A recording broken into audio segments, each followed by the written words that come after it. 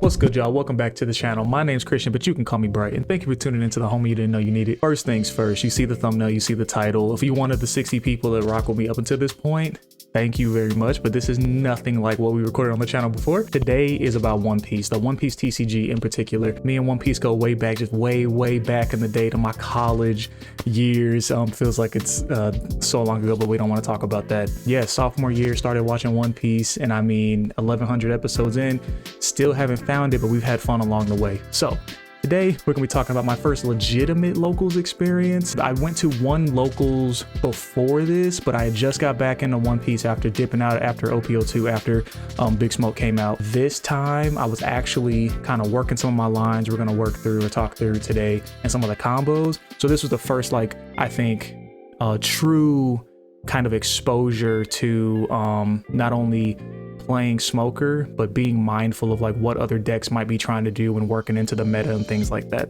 So yes, we're gonna go through some of the matchups I had, and we are probably gonna begin or end with a deck list. I'm not exactly sure how I want to do it, but we'll see, or you'll see here soon. But before we hop too far into this, Smoker, if you haven't seen him, if you don't know what he does, he's actually good now, so that's fun.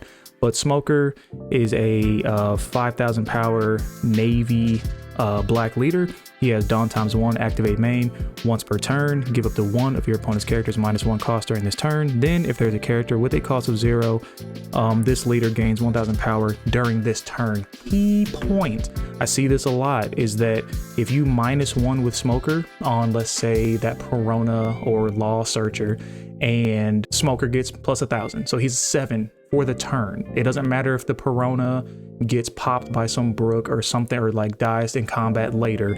For the turn, he has this ability. And while I'm thinking about Brook, a key thing with him is that unlike Big Shigi, she has two different parts to her ability. She has the on play for the -4, then she can KO the 0 cost. So if you were to play Tashigi on your 5 Dawn, or let's say your 6 Dawn, you play Tashigi out -4, then you could give a Dawn to Smoker. He could see that -4 on that 0 cost now, and he would get his buff, then she can go back and KO it. Unlike Brook, where there is no gap there. So once Brook comes out and he -1 on like a Searcher, maybe down to 0, he's gonna KO that before Smoker can see that.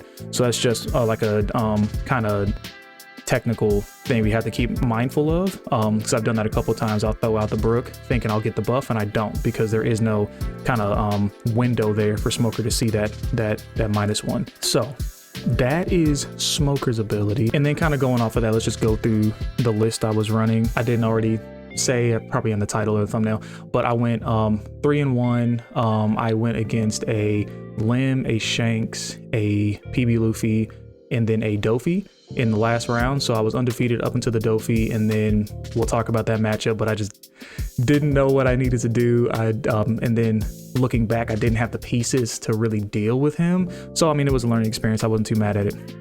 But first off, I'm running 3 Sengokus. I needed to go down from the 4 just to fit in a couple big bodies. I feel like I needed to deal with the meta really, but this card is really great. Love to see it early, kind of.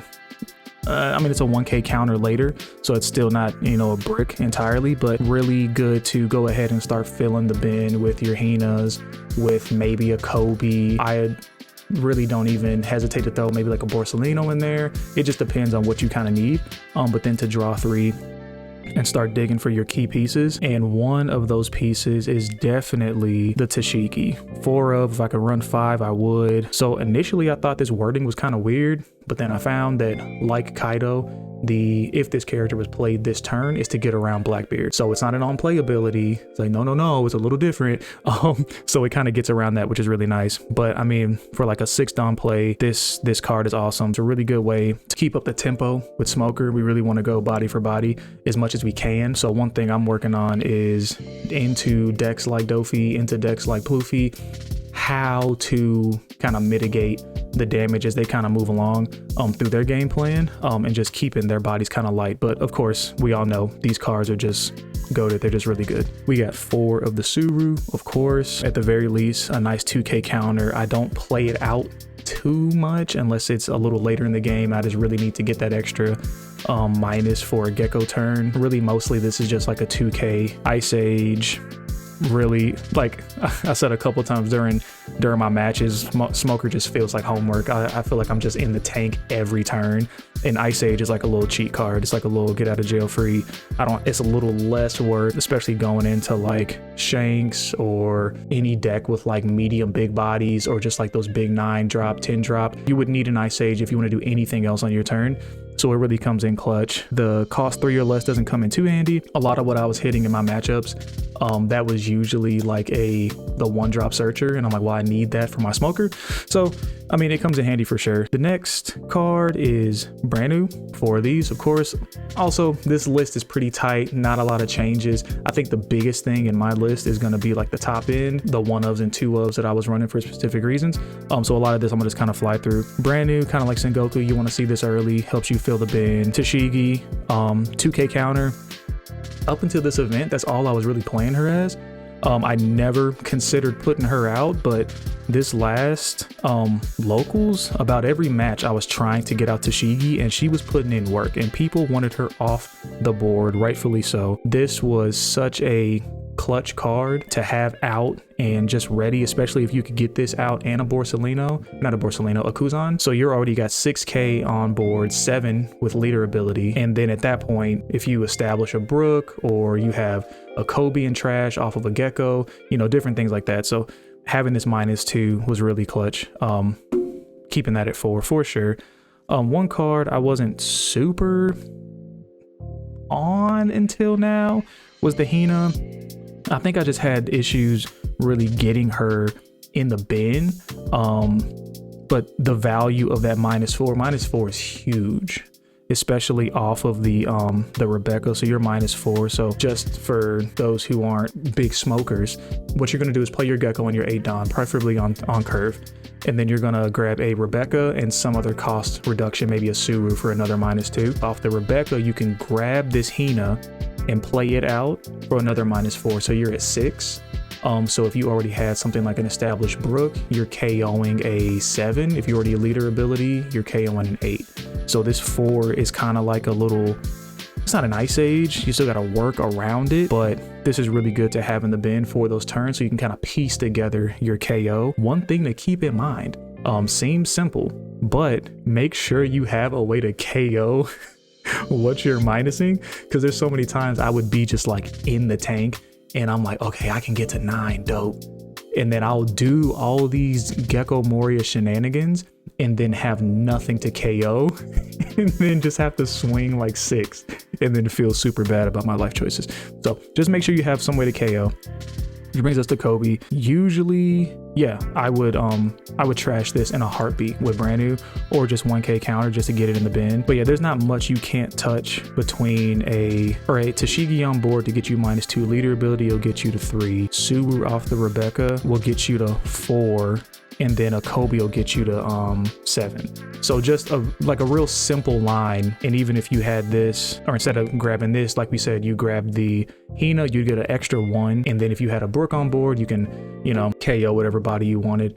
I think the key thing with this deck, it's a lot of if you had and what if, but it's like, it depends on what pieces you have established. Ideally, you'd have a 3-cost Tashigi and a Brook out, and you can really kind of feel out what you need to make your plays kind of work. Another card people hate to have on board is the Brook. I think this card is just fantastic. It would be even crazier if it had the 2 clauses like Tashigi did, but then it would be just broken and even more expensive than it is now. Unlike Tashigi, this is a constant threat of KO. Once you get this on the board, if it lives 2-3 turns, I mean, you're taking out a body every turn. Let's say you have like I said, if you have that Sewer on board and off leader ability, you're KOing a 4-cost every turn, which is just, this is what you need to keep Dofi at bay, or just back-to-back Tashigis to just try to keep off like the Boa blockers and things like that. And I mentioned Dofi a lot because that's the deck I lost to, but these kind of mindsets apply to any deck you'd really play against. So I'm gonna talk about all 4 of these, or 6 of these at the same time. These are the homies,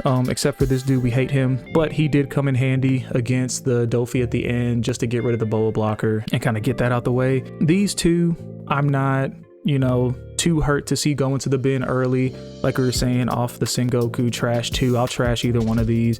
And then also the 1K counter on the Borsalino's clutch, because as far as I'm concerned, whether the Borsalino's on the board or I got a 1K counter out of a 5K swing, he served his job as a blocker, and I can get him back off the Rebecca or the Gecko. So I'm never too worried about that. As far as the Kuzan goes, I had this out for a while. I mean, he's just so swaggy, I had to put him back in, and he really kind of showed out during the locals. Like, I had never felt bad on the 4-dan or even the 5-dan turn throwing out the Kuzan. He's replacing himself in hand, which is really nice. And then the -4 is just crazy, because that brings everything, that brings a lot of people's decks within range of a KO. If you have the Brook, if you have kind of the different pieces you need on board. And then Sakazuki's kind of a bomb. If you have the Suru, this brings a lot of things down to where you can kind of take care of them. So it's like, it's really good to, and it's a 7K body. So like, none of these are really sleepers, you know. I never dislike seeing any of them in my hand at any point. So there's that. Rebecca, another 4 of. This is just part of the general smoker play from the kind of Gecko lines that I've loosely described. But also learning that you can just the value off of playing a Rebecca and then into your Hina, into your Brook. I mean, that's value. That's 7-dan for 4, and you get a blocker on board, and you get an extra body, which is the 7-dan. But still, you get what I'm saying. It's like the value of just playing out the Rebecca can't be understated. And let's say you had to throw a Tashigi in the bin, you throw out the Rebecca, you can grab that Tashigi out and then still play out maybe the Hina or whatever you want to play. So this is really good. Really love seeing this card whenever it came up. Never a dull moment. Kind of dull. T-Bone. It's okay. 2K counter, never played it out, just out of hand, never really needed his effect. So really, this was just a 2 of. This is one set that I would consider taking out. I'm not too sure about that one. 1 of 8 cost Sabo. Would have loved to see this against the Dofi. I think I saw this card one time all night. Had me wondering if I even put it in the deck. Oh, also check the sleeves. But yeah, really great card. I mean, this is just great against the board flood that is a lot of the kind of go wide decks and the ramp decks. I mean, especially if you can pair it with the Isho, it's just disgusting. I haven't hit that yet, but I could only imagine being able to take out an 8 and a 6 is just ridiculous. But yeah, really good card. Would have loved to see it last night, but kind of is what it is. Isho, I'm running 2 of. This felt fine. I never bricked up too much on these. I did see it when I needed it. Surprisingly came up against the Shanks. I didn't expect that. It was the Shanks and I think the PB Luffy it came up. Surprisingly didn't see, or I wish I had seen it against the Dofi, but kind of is what it is. So the way this is worded, you trash 2 cards randomly, but they don't choose. So they shuffle their hand, show you their cards, you pick 2, those are dead. So off the 2 times I played this, I was just happy to get cards out of hand so I could continue swinging and continue kind of doing what I needed to do. I think I might have grabbed, I forget, not Gamma Knife, something from the PB Luffy that was pivotal, but I think from the Shanks, I don't think I grabbed anything too crazy, but it was just nice to get 2 cards out of hand. To be honest, it made me feel good. Coming towards the end, we got the Gecko. I've mentioned them a lot. So ideally, off the Gecko, you're gonna grab a Rebecca, and you might grab a brand new, you might grab a Sengoku off the second one. Just depends on what you need. So you can get cost reduction. If you're trying to dig, you can grab one of those. That's fine as well, perfectly fine. And then off the Rebecca, you can do Rebecca things like we talked about before. You can grab a Tashigi, you can grab a T-Bone if you need some 2K, whatever, and then play out a 3 cost. So a lot of this deck is just having a good understanding of the board state, what you need. Do you need counter? Do you need blockers? Do you need KO potential? And you can find that, not just searching through your deck, but sifting through your bin. You can find the different pieces you need, which is really nice, but you have to just be very aware of the threats could be coming down the pipeline to make sure you have the pieces you need. And then the last card that I think I don't think I saw this at all either, but I'm not nearly as sad about not seeing this as the Sabo. This is Kaido, big boy. Trash one of your opponent's characters with a cost of 7 or less. Then your opponent trashes 1 card from hand. So in this case, they would choose which card they trash. Yeah, I mean, it's a good card. Like we said, with the Tashigi, this gets around Blackbeard, which is really nice. I surprisingly saw 2 Blackbeards last night. I didn't play against either one of them. But this would have been a good way to get around any of the negate shenanigans. This is one I'm kind of iffy on. I like it, but I think it's much better in a kind of Blackbeard meta, or it makes getting rid of Big Mom really easy. So I mean, I have it in there as a one of. It never really came up, but it's kind of is what it is. So that is the deck, and then I'm just gonna kind of go through the matchups I had and kind of my thoughts on each one. So the first matchup I had was against Lim. So first off, I like Lim. I don't think she's in her final form, but I mean, it's a fun deck. We all know that OP10, she's got a lot of good cards coming out. She's got the 5-drop Mihawk. She's got the 5-drop Edward Newgate, which seems weird. I feel like he should never go below like 7 or 8 for as big as he is. But I think it's a cool deck. That game was pretty straightforward. I was able to get out the Tashigi and get out the pieces I need to just continue pressure like early on. I kind of just kept tempo, and that seemed to be enough. Like I said, Lim isn't, you know, meta by any means. Just enacting what Smoker wants to do was enough to kind of keep that at bay. We didn't have to really worry about anything huge. No green Shanks got dropped or anything like that. No electric. I think an electric Luna hit me once. That only just slowed us down. We still had 2 other bodies on board because we kind of flooded and were hitting things on curve. So it really wasn't that big of a deal. One thing that sucked is that I bottomed 2 geckos, but I didn't even need to really do a gecko play in that match. I believe we went second. Because Lim wants to go first to hit her leader ability on curve. But yeah, even going second, we're able to hit a brand new Sengoku first, the Rebecca on the second turn, then going into Big Shigi and leader ability into the gecko. So it's just a very, like, second is usually where we want to be. But against purple, I usually just steal first just to make them mad. Second match with Shanks, this was a little more complicated.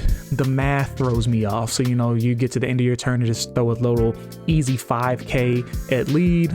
That got knocked down to 4 a number of times, and I just wasn't aware of it, or just wasn't mindful of what Shanks was doing. So one thing that I did in this matchup, I don't know if it was particularly correct, was just keep the board clear. I was able to play, I think back-to-back Big Shigis just to get rid of some of the kind of their key pieces. The Lucky Roo hit me. I wish I had had a Shigi for him, because the thing about Lucky Roo is that it says on KO, Tashigi trashes. So that's another way to get around those on KO effects, which is really nice. Yeah, that was a little bit of a scary match. Back-to-back Rayleighs came out, popped them both. But then by the time the third one came out, which was great, I love that for me. By the time the third one came out and the 10 cost Shanks, they were already low enough in life that I just kept pressuring life, and I'd already got enough cards out of hand to kind of divvy up the Dawn and swing for lethal. So that was nice. Like I said, in this one, the 8 cost Isho came out just to get some more cards out of hand, because for whatever reason they were up. I think it was after I was swinging life. So yeah, I kept the board kind of clear just to make sure there weren't like an excess of bodies swinging at me. But I think I divvied it up as far as KOing what I could, and then making sure I swung face with any bodies that were able after that. PB Luffy was about the same thing. Nothing super eventful, just getting the Tashigi out early and popping whatever came out. Yeah, nothing crazy, to be honest. It was pretty straightforward. Just doing Smoker things. Things get complicated when we come to Dofi. So Dofi, I knew what Dofi did. I didn't know he was chill like that as far as like how often he could really cycle a lot of these cards. And I became like immediately aware that, you know, you're not going to see just 4 Jinbeis. You might see him play the same card 3 times in a match, just from the cycling. So I mean, like, by the time I realized, oh, I should be KOing bodies exclusively and swinging at bodies exclusively to get cards out of hand and get bodies off the board, it was a little too late. I think that, like I said, this just comes down to like a game knowledge type of thing. So like, I understand Dofi a bit more now, but yeah, the match itself, I think I saw maybe 1 Tashigi, like 5 cost, if that. So I mean, it was pretty rough. No Ice Ages. So he was really just building board, and then I didn't have substantial enough bodies to want to swing into the bodies he had, and it was just a mess. So I mean, that just comes down to not understanding what Dofi really wanted to do. So my buddy I played against, you know, that was our last round. So he was nice enough to stick around, and we actually jammed out another game, and that felt much better. I actually pulled that one out with 2 life left, and I think that, you know, just really zeroing in on taking the bodies out, swinging hard at the djembes, swinging at the blockers. I swung at everybody and I was KOing everything. So it was kind of like a little 2-step where I would just focus on the bodies, KO most of them, and then, you know, he's of course trying to counter out to save the car or save the bodies he had on board. And then once he had maybe 2-3 cards in hand, then I would go back to swinging face, and then I would go back to the body, go to face, back to the body. So really just trying to like force cards out of hand by protecting his board state. And then when he would run out of cards, I would spend a turn just swinging at the bodies to get them off the board, and then I would go back to swinging at life. So that matchup feels a lot better just in general. That was it. Just wanted to kind of recap the locals. I had a really good experience. Our community is really dope over here, so I'll be going a lot more. If you're interested in seeing some locals gameplay or some gameplay on the sim, I need to headhunt some Dofis to make sure I'm good on that matchup. If that's something you'd be interested in, let me know down below. Leave a comment, like the video. I mostly play Smoker. I only play Smoker really. I have a Plouffe built, but more so out of spite, just so it's a good deck and it's good to play against, just to kind of like test where Smoker's at. But that's gonna be it for today. As always, if you were feeling the vibes, make sure you like and subscribe, and I will catch you next time. Peace.